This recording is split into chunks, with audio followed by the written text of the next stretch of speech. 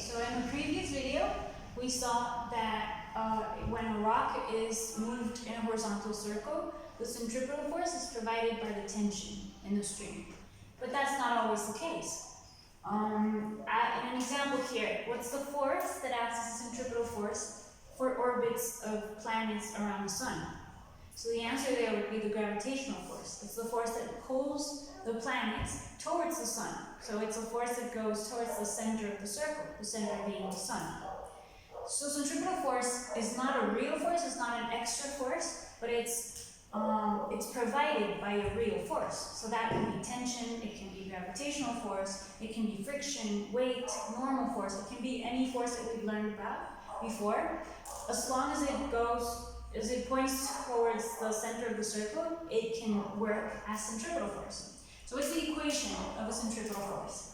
If you want to keep an object of a mass m must be in kilograms, traveling at a speed v in meters per second, around a circle of radius r in meters, it must be supplied a centripetal force Fc, we're going to call centripetal force Fc, in newtons of this equation right here. Fc is mv squared over r. So it's proportional to the mass of the object. So you need more force to keep a bigger object in an orbit. It's proportional to the square of the speed. So the faster it's going around the circle, you need more force for it not to fly off in a straight line. And it's inversely proportional to the radius of the circle. It's easier to keep an object with a bigger circle going around than with a smaller circle. You would have to go faster to give it that force. The acceleration, the centripetal acceleration, we can find in Newton's second law. Remember that Newton's second law says that force equals mass times acceleration. So if we solve this equation and we find the acceleration, we can divide by m. So the acceleration is force over mass. If we divide by mass in this equation, we'll just cancel out this m on top, and we'll end up with v squared over r. So that's the equation for the centripetal acceleration. So let's do an example to apply those two equations. Suppose you have a stone of mass 200 grams. So here we already see that we have to convert this from grams to kilograms so that we can use the equation. This is 0.2 kilograms. Oops, I erased the machine. On a string of a length 0.5 meters, that's going to be our radius, because the length of the string is going to be how far the stone can be around the center, so that's the radius of the circle, at a speed of 4 meters per second. What must be the tension in the string? So if you want to try this problem on your own, you can pause the video here and try it, and then when you're ready, you can play the video again. So I'm going to solve it now.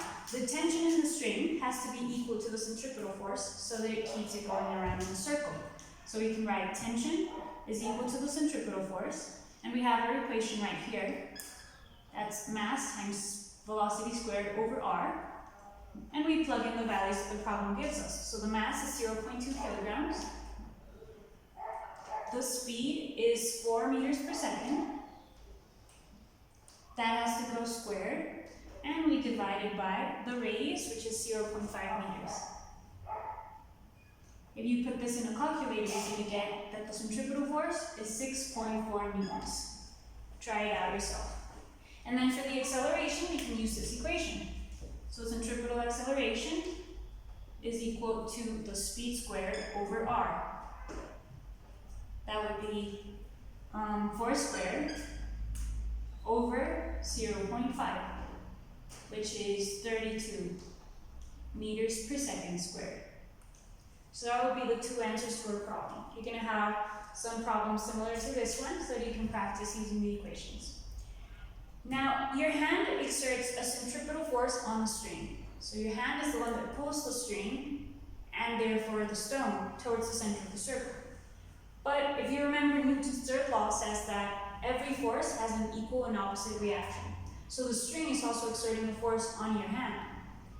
That's what is called a centrifugal force. Maybe you've heard that before. Centrifugal force. Many people use it in their daily lives without knowing what they're talking about.